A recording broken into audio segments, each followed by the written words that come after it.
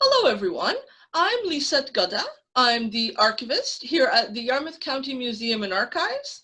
And today I'm very happy to be chatting with Debra Amirault Camelin about her poetry book. It is called A Light in the Mist, and it is a wonderful, wonderful book. How are you today, Debra? Hi, Lisette. I'm great. I'm very happy to be talking about my poetry. Wonderful. Well, first, before we get into the questions, I do want to tell you that I thoroughly enjoyed your book. Your poems are so beautifully written, and I would encourage everyone to go out and pick a copy. Now, several of your poems are inspired by your Acadian heritage. Has your Acadian roots always been a source of your inspiration? Yes, I would say certainly my Acadian background, my heritage has always been an inspiration, and also a great source of pride. I was not born in Nova Scotia. My parents, my mom is originally from East Pubnico, and my dad's family from West Pubnico. Sorry, the other way around, West Pubnico and East Pubnico. And my dad grew up in Yarmouth. And when I was growing up, I was born in Ontario and pretty much raised in Ottawa. And when I was growing up, people didn't have a connection for hundreds of years with Canada. Most people came from immigrant families, even though they might have been second or third generation. But, you know, I was like ninth. And so that was almost seen as uncanny, like, you know, well, that's not true. And so it was really important, I think, for my family to sort of stress that, yes, the Acadian people have been here in Canada for that long. And every summer, because both my parents were from this area, we came back every summer. So that's how I really got to introduce to my Acadian heritage and got to know sort of the people and the places and what made people Acadian. My mom is the only girl of 7 kids. So she had 6 brothers who were all fishermen. So all that connection to the sea.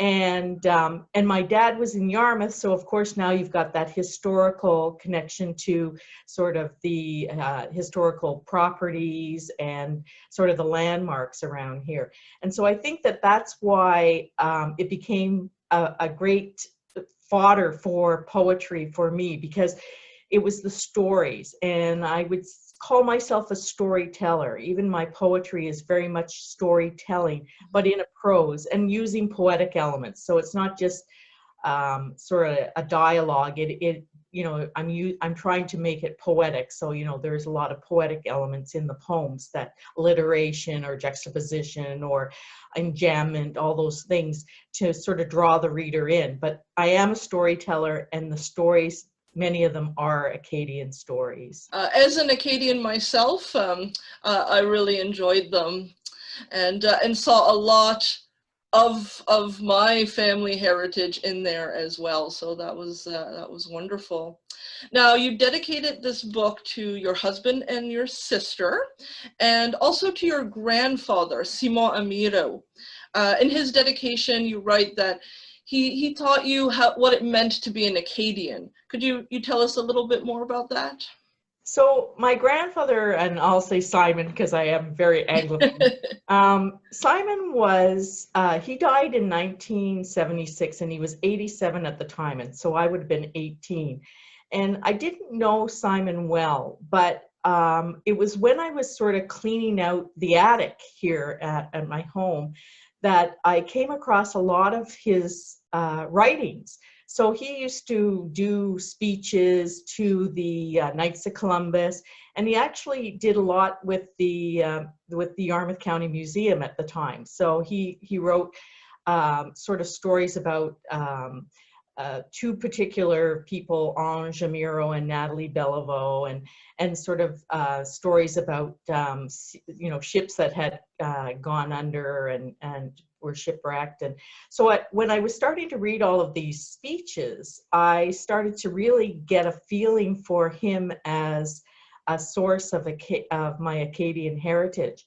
And after he died, my grandmother actually gave me 3 books, and they're all quite rare. They were written in the 1930s, and they all speak about sort of the history of the expulsion. And so again, my background is journalism, and so you know, reading these books and seeing, you know, how my grandfather had written notes in the sides, and sort of, you know, what he pulled from these texts and made it real, and what he was giving as a talk really spoke a lot to me. And so I think that that's what I really tapped into. And I think my biggest regret is the fact that I never really had the opportunity to just sit with him and talk to him about the research that he was doing at the time, because this would have been in the, you know, 60s and 70s, and there were no computers back then. So he would have been, you know, investigating church records and baptismal records, and he had quite a bit of correspondence with Clarence d'Entremont from Pubnico. So, you know, I mean, these are iconic kind of figures in the Acadian story. And so, so that's why I think he really taught me, kind of after his death, taught me about what it was to be an Acadian. That really shows as well the importance of archives in that story, of that we oftentimes do not get to see these individuals, or we don't ask these individuals when they're alive, and we really learn their story through all of these documents, and many of these documents that we have in archives. Yeah. Now, The Light in the Mist is the title of your book, but it's also a poem within its pages. Now, why did you decide, out of all of the titles that you could have chosen, why did you decide to choose that title for your book? I think that the lighthouse for me is an iconic image from my childhood. So every year when we returned to Nova Scotia, my parents always took us to the Yarmouth Lighthouse. And back then, you know, the road wasn't paved, and it was the old building, then the new building. And what we did a lot of the time was we played on the rocks, probably much more dangerous than people would allow today, but we did it. And so I think that that connection to the rocks and the lighthouse comes from my childhood. But the other part about why I wanted to sort of feature that, that image was because, to me, the lighthouse, it's becoming lost today as far as its function. And so in the poem, I sort of make the lighthouse the sentinel, so that anthropomorphic image of a male sort of standing guard. And he's not important anymore. Boats are equipped with all the navigational instrumentation that they need. So what happens is he doesn't have a purpose. So he just flirts with the moon, because his light and her light sort of shine. And so I think that that juxtaposing sort of what was to what is one of those poetic elements that I like to shine in my poetry. And so I think that that's why the poem Light of the Mist, in the Mist, came from. And then I just wanted to feature an iconic image for this area, so that when they saw that it might sort of tweak their interest, and they'll say, oh, what's this about? That looks like the Yarmouth Light. Plus, it's nicer than Peggy's Cove. Oh. We are very proud of that lighthouse, for sure, and there's such history in it. Now, two of my favorite poems in your book was The Gunner and The Halifax Explosion Survivor. I found them to be, both of them to be, very haunting and very sad, but they also had an air of hope in them. Now, did you feel it was important to show some kind of hope in these poems, or did that just kind of happen organically while you were writing them? So your comment about these two poems, I mean, this is what I love about poetry. You know, poetry speaks to the senses, and it's what you feel rather than what, you know, you're being told.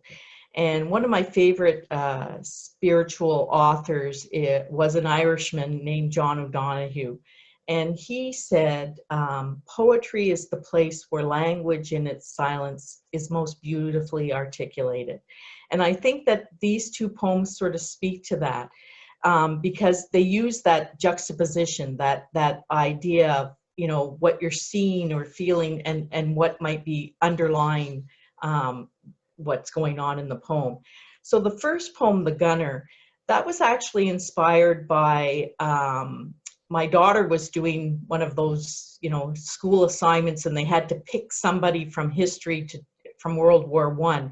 And I said to her, oh, you had an uncle who actually died in well, he would have been a great uncle in World War I. And his name was Ernest Amirault. And when she was doing her initial research, she came across this little epitaph. And when I was reading it, it said that the captain said, well, it happened so fast he didn't know what happened to him. And I thought, well, you know, how does he know? You know, I mean, he doesn't know what he was thinking or feeling. And so that's where the poem really evolved from, sort of that, you know, the hauntingness is what's going on in that pit when he's being killed. And then the hope is like his thoughts are not there. His thoughts are of his home, of feeling the ocean on his face, of hearing his mother singing him a lullaby.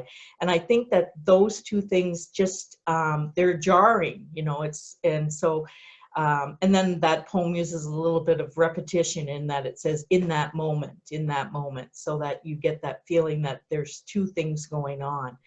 And so the second poem is the Halifax explosion survivor. So this is about Simon.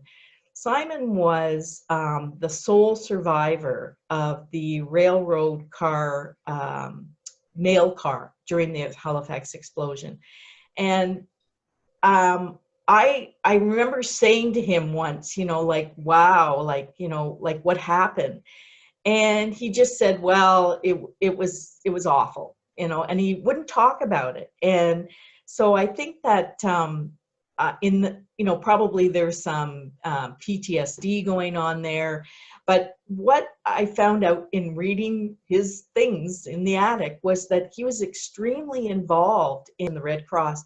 And so I think that when I see that with that poem, it was like, here he's, you know, been through this very traumatic experience, and yet he comes back home and he marries and he has a family and he gives back by being involved in the Red Cross Society. And so I think, again, it's that, you know, sort of the hope that comes out of a traumatic experience. And that's basically where that poem came from. And I think that with respect to these two poems, that it's more deliberate than organic when I'm writing a poem. I'm really trying to tap into something that will make a reader pause or think. Yes, and I think in everything you'll find hope as well. You know, the old saying of in tragedy you see the best in people and the worst in people. So there's always hope somewhere, even in the most devastating tragedies. Now, another poem that I really enjoyed was The Call of the Labyrinth. I felt as if I was mentally stepping inside this labyrinth and walking it as I was reading the poem. It's so beautifully written. Now, you are a certified labyrinth facilitator. Could you tell us a little bit about what led you to become a facilitator? Yeah, my journey with the labyrinth has been an amusing journey. I was first introduced to it actually at a poetry writing retreat. I was at Mount Carmel in Niagara Falls, and the poet teaching the workshop said that if you wanted to perhaps, you know, get in touch with your imagination, or, you know, sort of, you know, be a little, get inspiration, creativity, you might go up and walk the labyrinth. And I was with my sister Grace, and we looked at each other and we said, labyrinth? Like, what's this? So we went upstairs at 11 o'clock at night, and on the floor was this beautiful Chartres labyrinth and canvas labyrinth. And there was a little arrow that said start here, and a little CD player that said if you want music, press this. And so we walked the labyrinth in silence that night, and I think that it was such a profound experience for me that it really sort of made me think, oh wow, you know, this kind of walking meditation, this ability to you know, tap into my creativity really resonated with me. So after the retreat, we started investigating labyrinths in North America. We found out that there's a woman in the States called Dr. Lauren Artris, and she's sort of known as the person responsible for the revival of the labyrinth in North America. And she actually had started a facilitation workshop.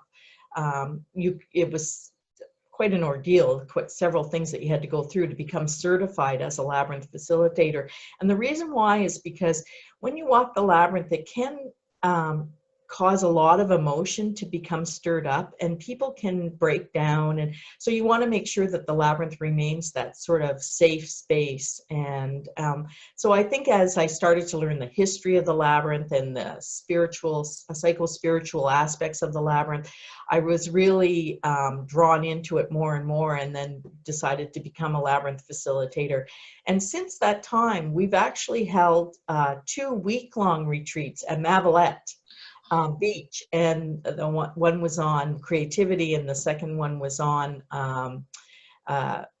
meditation. And so it's a way to sort of bring people to the area, and when we sort of bring in the Acadian heritage and the labyrinth. And Mavalette is also known as one of the areas, there's a ley line that goes through, and those are those energy fields around the earth. I think one is at Stonehenge. And so Mavalette, they feel that there's a feminine ley line that runs through Mavalette. So again, you know, that energy work and meditation, and the poem, I was very honored because the poem was actually turned into a choral musical piece in Ottawa and sung when we did a Christmas labyrinth walk, and it was beautiful.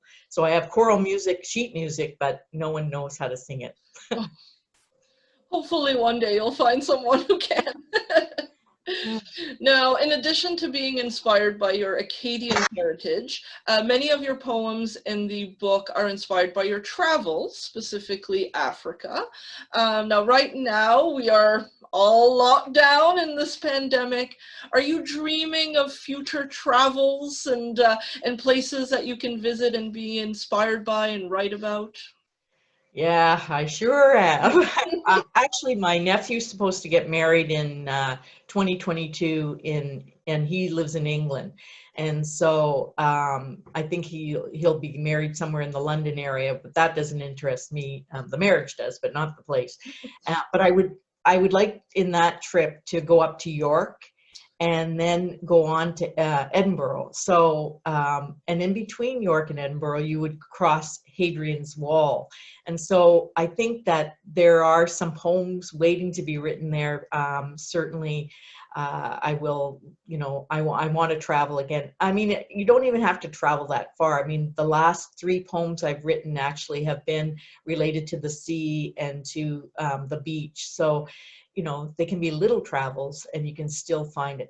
Because poetry is all about shining a light on a moment with intensity and getting into those sort of how you feel and hear and see and touch. And so you can find poetry inspiration in almost everything you do.